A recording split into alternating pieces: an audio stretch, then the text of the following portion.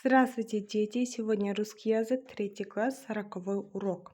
Спор животных. Начинаем урок.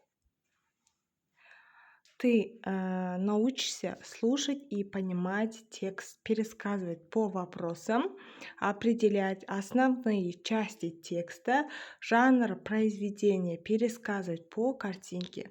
Первое упражнение. Прочитай слова, предположи, о чем может пойти речь в сказке. Спор дау, животные жануарлар, верблюд түйе, лошадь жылқы, корова сиыр, баран қой, собака ит, петух ateş, курица бұл тауық, мышь тышқан, наступающий год келер жыл на казахском. Второе упражнение. Отвечаем на вопрос. Предположи, о чем может пойти речь. В сказке речь может пойти спор о животных. Посмотри мультфильм, подтвердилось ли твое предположение, о чем спорило животное. В сказке был спор о животных, да, подтвердилось наше предположение. Следующее у нас третье упражнение. Ребята, подписывайтесь на мой канал. У нас на канале есть русский язык, казахский язык, математика, әдебиеттік оқу. Посмотри мультфильм, подтвердилось ли твое предположение, о чем спорили животные. Мы ответили да, спор о животных подтвердилось. Следующий. Прочитаем текст и переводим на казахский язык, да. Текст. Сейчас. Прочитай сказку, почему именем мыши назван первый год летоисчисления. Спор животных. Жануарлар дауы. Животные заспорили, с чего имени люди должны начинать счет годам. Жануарлар бір-бірлерімен бәсекелесіп, яғни бірінші жыл басын кімнің атымен атауды бәсекелесіп қалады. Лошадь сказала, человек используется моей силой, пьет мое молоко, из моих волос делает арканы. Бұл жерде бірінші жылқы айтады.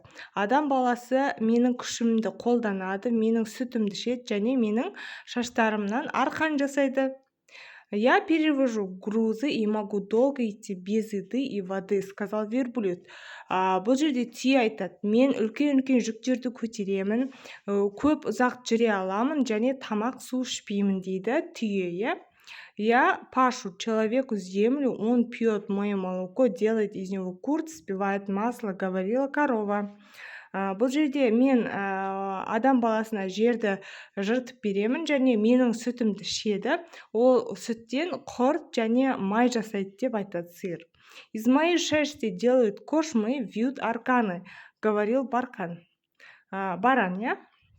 Бұл жердегі қой айтады, менің жүнімнен әртүрлі заттар жасайды және де ол жерден арқан жасайды деген, я. Кто первым увидит начало года, именно того и будет он назван, сказала мышь. Сол жерде тышқан айтады. Кім бірінші жыл басын жылды көреді, мысалы жылдың басы, сол бірінші болып саналсын дейді. Верблюд был самым высоким, но хитрая мышь поднялась на горб верблюда и первой увидела наступающий год. Бұл жерде түйе ең ұзыны еді, я.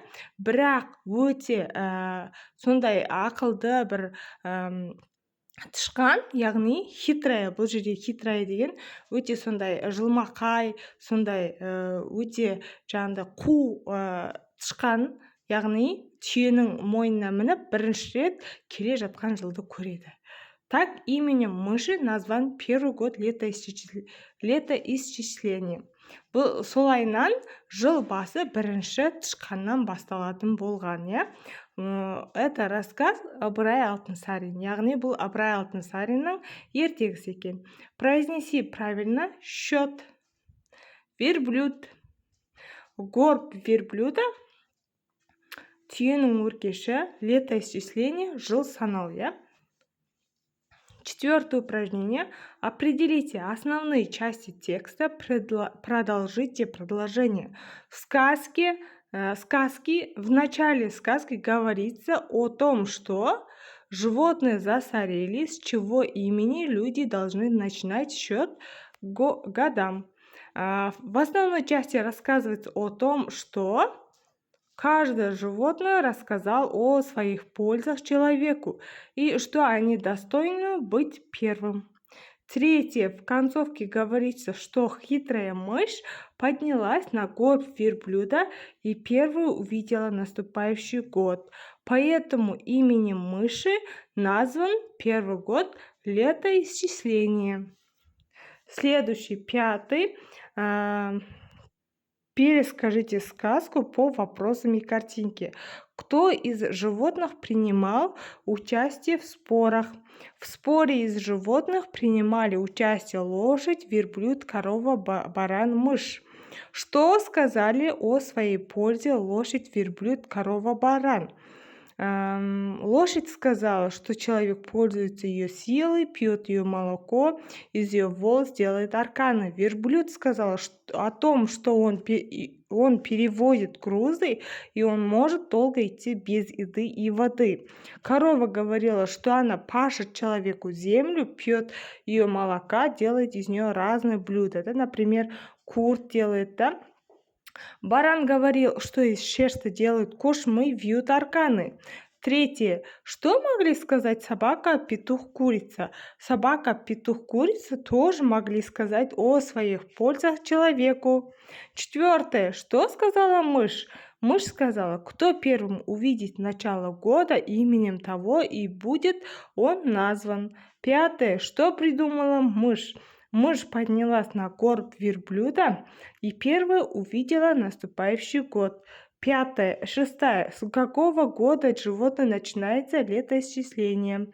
Летоисчисление начинается мыши. Прочитай, определи жанров текста, напиши в тетради. Маленький верблюжонок, миленький верблюжонок, бархатистые влажные глазки. Я к тебе подойду без опаски. Паризан Гарсенова. Это животное есть колечки, оно может неделю не есть и не пить. Я узнала о том, что почему был назван первый год летоисчисления именем мыши. Я научилась определять основные части текста, жанр произведения. Все, урок окончен. Хорошего урока. До свидания.